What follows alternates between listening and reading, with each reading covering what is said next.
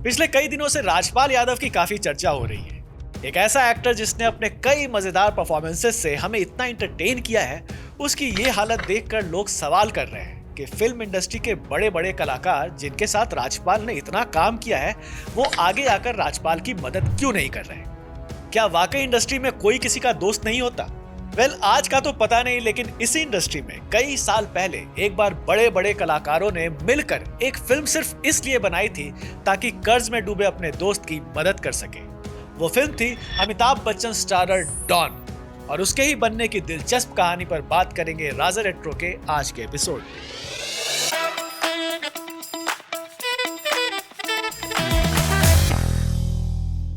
बात है 1974 की। मनोज कुमार की रोटी कपड़ा और मकान की शूटिंग चल रही थी। एक दिन सेट पर आते हैं उस वक्त के वेल नोन प्रोड्यूसर नरीमन ईरानी। वैसे तो नरीमन बड़े खुशमिजाज रहने वाले इंसान थे, पर उस दिन बहुत परेशान थे और वो जाकर मनोज कुमार के असिस्टेंट डायरेक्टर चंद्रा बैरट से 300 रुपए उधार मांगते हैं। चंद्रा कंफ्यूज हो जाते हैं कि इतना बड़ा फिल्म प्रोड्यूसर उनसे भला 300 रुपए क्यों मांग रहा है, पर चंद्रा नरीमन को 300 रुपए दे देते हैं। कुछ दिन बाद नरीमन चंद्रा से फिर मिलते हैं और इस बार उनसे 10,000 मांगते हैं, ये कहकर कि मैं 2 हफ्ते में वापस कर दूंगा। चंद्रा फिर कंफ्यूज। चंद्रा जाकर म्यूजिक डायरेक्टर कल्याण जी से मिलते हैं और ये बात बताते हैं। कल्याण जी चंद्रा से कहते हैं कि पैसे मत देना, वापस नहीं मिलेंगे। पर सिंस नरीमन से चंद्रा की दोस्ती थी, वो उन्हें पैसे दे देते हैं और जैसा नरीमन ने वादा किया था, 2 हफ्ते के बाद नरीमन पैसे वापस कर देते हैं। पर चंद्रा जानना चाहते थे कि आखिर नरीमन को बार बार पैसों की जरूरत क्यों पड़ रही है। नरीमन प्रोड्यूसर बनने से पहले कैमरामैन हुआ करते थे और उन्होंने ही चंद्रा को भी कैमरा वर्क सिखाया था। चंद्रा नरीमन को अपना गुरु मानते थे, इसलिए एक दिन चंद्रा ने नरीमन से पूछ लिया कि आखिर उन्हें बार बार पैसे मांगने की जरूरत क्यों पड़ रही है।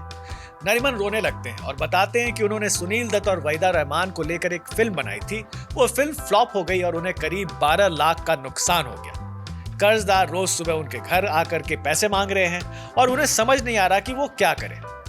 नरीमन को रोता देख चंद्रा फैसला करते हैं कि अपने इस गुरु को मुश्किल से निकालने का बस एक ही रास्ता है, एक और फिल्म बनाना। चंद्रा ये बात नरीमन से कहते हैं, पर नरीमन को लग रहा है कि अब इस हाल में उनके साथ आखिर कौन काम करेगा। उस वक्त रोटी कपड़ा और मकान फिल्म में अमिताभ बच्चन और जीनत अमान भी काम कर रहे थे और वो दोनों चंद्रा के दोस्त भी थे। चंद्रा उन दोनों को नरीमन की कंडीशन बताते हैं और दोनों खुशी खुशी चंद्रा की बात मानकर उस फिल्म में काम करने को तैयार हो जाते हैं। पर एक कामयाब फिल्म बनाने के लिए एक अच्छी कहानी की जरूरत होती है, इसलिए चंद्रा और नरीमन जाते हैं सलीम जावेद के पास। सलीम जावेद ने तब तक जंजीर, सीता और गीता और यादों की बारात जैसी सुपरहिट फिल्म से अपना नाम बना लिया था। सलीम जावेद चंद्रा से कहते हैं कि हमारे पास एक स्क्रिप्ट रेडी है, उसका नाम है डॉन, और उससे पहले ही कई डायरेक्टर ने रिजेक्ट कर दिया है, आप चाहे तो ये कहानी ले लें। चंद्रा रिजेक्शन की बात पर ध्यान भी नहीं देते और स्क्रिप्ट उठा लेते हैं और इस तरह शुरुआत होती है डॉन की, जिसके बनने में अभी और भी मुसीबतें आने वाली है। कहानी तो मिल गई, पर सवाल था कि इसे डायरेक्ट कौन करेगा। जब रोटी कपड़ा और मकान बन रही थी, तब मनोज कुमार ने चंद्रा से प्रॉमिस किया था कि उनकी अगली फिल्म क्रांति को वही डायरेक्ट करेंगे, जो बतौर डायरेक्टर चंद्रा की पहली फिल्म होती। पर नरीमन की कंडीशन देख मनोज कुमार ने इंसिस्ट किया कि डॉन को चंद्रा ही डायरेक्ट कर दे, क्योंकि दूसरे डायरेक्टर को देने के लिए पैसे नहीं थे। इस तरह डॉन बनी चंद्रा की पहली फिल्म एज अ डायरेक्टर। अब बारी थी फिल्म की शूटिंग की और सबसे पहले शूट हुआ अमिताभ और हेलन पर पिक्चराइज सॉन्ग ये मेरा दिल। अब ये कोई रेगुलर रोमांटिक सॉन्ग था नहीं, इस गाने का माहौल काफी टेंस था। डांसर अपने पति की मौत का बदला खोज रही है, पुलिस वाले डॉन को पकड़ना चाह रहे हैं, डॉन को पुलिस के चंगुल से भागना है, डॉन के रिवॉल्वर को डांस करते करते लड़की को खाली करना है, और गाने के आखिर में ये डायलॉग कि डॉन का इंतजार तो 11 मुल्कों की पुलिस कर रही है। इतना सारा ड्रामा एक सॉन्ग में, और इस पूरे ड्रामे को क्रिएट करने का टोटल खर्चा था 45,000 रुपए, जो कि उस वक्त काफी ज्यादा था। प्रोड्यूसर के पास ज्यादा पैसे थे नहीं, तब डायरेक्टर चंद्रा की बहन कमल ने सॉन्ग का पूरा खर्चा उठाया। डॉन के बनने में पैसे की बहुत बड़ी प्रॉब्लम थी और प्रोड्यूसर नरीमन के कई दोस्तों ने पैसों से तो नहीं, पर अलग तरीके से डॉन के बनाने में मदद की। वैसे ही एक दोस्त थे प्रेम जी, जो कि उस वक्त मजबूर फिल्म बना रहे थे, जिसके हीरो अमिताभ भी थे। बहुत कम लोगों को पता है कि डॉन के कई सीन्स मजबूर के सेट पर शूट हुए थे और कुछ वहीदा रहमान के घर पर। फिल्म के लुक को ऑथेंटिक रखने के लिए मैक्सिमम सीन्स रियल लोकेशंस पर फिल्माए गए। 1993 बॉम्बे सीरियल ब्लास्ट में जिन 12 लोकेशंस पर बॉम्ब ब्लास्ट हुए थे, उसमें से एक लोकेशन था होटल सी रॉक, जो कि उस वक्त बन रहा था जब डॉन की शूटिंग चल रही थी। फिल्म के कई सीन्स इस अंडर कंस्ट्रक्शन होटल में भी शूट हुए थे। याद कीजिए वो सीन जहां रोमा विजय को डॉन समझकर उस पर अटैक करती है। इसके अलावा फिल्म का टाइटल ट्रैक मैं हूं डॉन भी इसी होटल सी रॉक में शूट हुआ था। वैसे जब 1975 में इंदिरा गांधी ने देश पर इमरजेंसी इम्पोज कर दिया था तो उसका कुछ नुकसान डॉन को भी उठाना पड़ा था। हुआ ऐसा था कि चंद्रा डॉन को इंटरनेशनल स्टैंडर्ड की फिल्म बनाना चाहते थे और वो द गॉडफादर से काफी इंस्पायर्ड थे। गॉडफादर जैसा ही एक्शन सीक्वेंस वो डॉन में भी दिखाना चाहते थे, पर इमरजेंसी के दौरान गवर्नमेंट ने वायलेंस और ब्लड शेड और फाइट सीक्वेंस के ड्यूरेशन पर कुछ रिस्ट्रिक्शंस लगा दिया था। उस वक्त रूल था कि फिल्म के टोटल रील में सिर्फ 90 फीट का रील फाइट सीक्वेंस में हो सकता है। इस वजह से डॉन के कई सीन से ब्लड शेड को रिमूव करना पड़ा। जैसे आपको याद होगा कि फिल्म के शुरुआत में अमिताभ एक पुलिस इन्फॉर्मर को गोली मारते हैं और कहते हैं कि मुझे इसके जूते अच्छे नहीं लगे, या फिर जिस सीन में डॉन टैक्सी ड्राइवर के भेष में रमेश को जान से मार देता है। इन सारे सीक्वेंस में ब्लड शेड दिखाए बिना डेथ एस्टैब्लिश करना था। सिंपल लैंग्वेज में कहे तो एक्शन कम एंड एक्सप्रेशन ज्यादा और खून का नामो निशान भी नहीं। डॉन का जब भी जिक्र होता है तो एक ही तस्वीर जहन में आती है जिसमें Amitabh black and white check shirt पहने हुए दौड़ रहे हैं। इनफैक्ट डॉन के सारे पोस्टर्स में अमिताभ का यही लुक रखा गया था, पर शूटिंग के दौरान सेम कपड़े पहने पहने अमिताभ बच्चन भी परेशान हो गए। अमिताभ ने चंद्रा से अपने कॉस्ट्यूम बदलने को कहा, पर चंद्रा ने कहा कि डॉन अपनी जान बचाकर भाग रहा है, उसे कपड़े बदलने का वक्त कहां मिलेगा। ऐसा ही हाल प्राण साहब का भी था, जो इस पूरी फिल्म में सेम कॉस्ट्यूम में नजर आते हैं। वैसे इस फिल्म में अमिताभ के कॉस्ट्यूम को उनकी sister in law Ramola Bachchan ने डिजाइन किया था। कम खर्चे में बनी फिल्म में कॉस्ट्यूम भी कम यूज किए गए थे। खैर डॉन की शूटिंग चलती रही और बस कुछ सीन शूट होने बचे थे कि एक बड़ा हादसा होता है।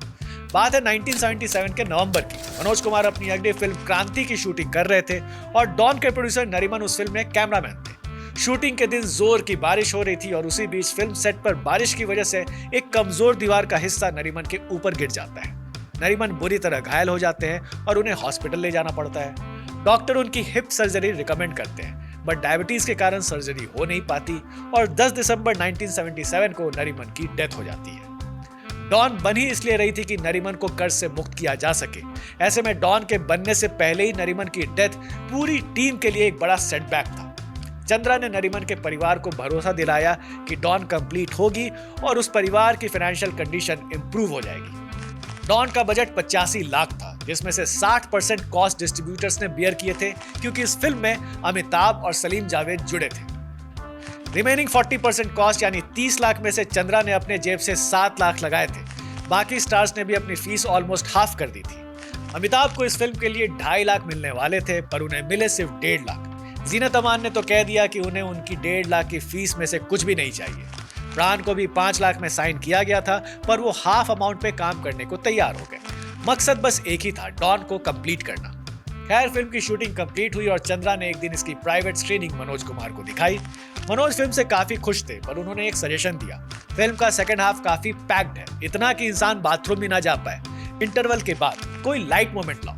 कुछ ऐसा ही सजेशन राज कपूर की बेटी रीमा ने भी दिया और इस तरह फिल्म के सेकंड हाफ में खई के पान बनारस वाले गाने की एंट्री होती है, जो अमिताभ के करियर का सबसे बड़ा हिट सॉन्ग बन जाता है। हालांकि चंद्रा आज भी मानते हैं कि इस फिल्म में खई के पान बनारस वाले गाने की जरूरत नहीं थी, पर यह गाना इतना पॉपुलर था कि जब भी लाइव शो में फैंस इस सॉन्ग की डिमांड करते थे तो किशोर कुमार एक्स्ट्रा 5,000 मांगते थे सिर्फ इस गाने को गाने के लिए। 12 मई 1978 को डॉन थिएटर में रिलीज होती है और क्रिटिक्स इसे ब्लास्ट कर देते हैं। उस जमाने की फेमस फिल्म क्रिटिक देवयानी ने डॉन के रिव्यू में लिखा था कि the career of a young man is over. इशारा चंद्रा बैरट की तरफ था। डॉन का फर्स्ट वीक कलेक्शन काफी खराब था। उसका एक कारण था अमिताभ की ऑलरेडी एक फिल्म त्रिशूल, जो कि यश चोपड़ा ने डायरेक्ट की थी, वो 1 वीक पहले ही रिलीज हुई थी। यश चोपड़ा के सामने चंद्रा बैरट जैसे फर्स्ट टाइम फिल्म मेकर की फिल्म लोग क्यों देखने जाए। बट ऐसा कहते हैं ना, पिक्चर अभी बाकी है मेरे दोस्त। डॉन ने सेकंड वीक से पेस पकड़ा और धीरे धीरे लोग इसे देखने के लिए पागल होने लगे। थिएटर में लोग खई के पान बनारस वाले सॉन्ग पर कुर्सियों पर चढ़ चढ़ के नाचने लगे और फिल्म ने जबरदस्त कलेक्शन किया और उस कलेक्शन का एक बड़ा हिस्सा प्रोड्यूसर नरीमन के परिवार को गया, जैसा कि चंद्रा ने वादा किया था। फिल्म ने अमिताभ के करियर को एक जोरदार पुश दिया और फिल्म के लिए उन्हें उनका दूसरा बेस्ट एक्टर अवार्ड मिला। पर डायरेक्टर चंद्रा खाली हाथ रह गए। पर उससे बड़ी दुख की बात यह है कि इसके बाद चंद्रा ने जो भी फिल्में बनाई वो किसी को याद नहीं है। तो ये थी कहानी डॉन के मेकिंग की। आपको ये कहानी कैसी लगी हमें कमेंट बॉक्स में जरूर बताएं। आज के लिए बस इतना ही। नेक्स्ट वीक फिर आएंगे एक नई स्टोरी के साथ। तब तक के लिए good bye and take very good care of yourself.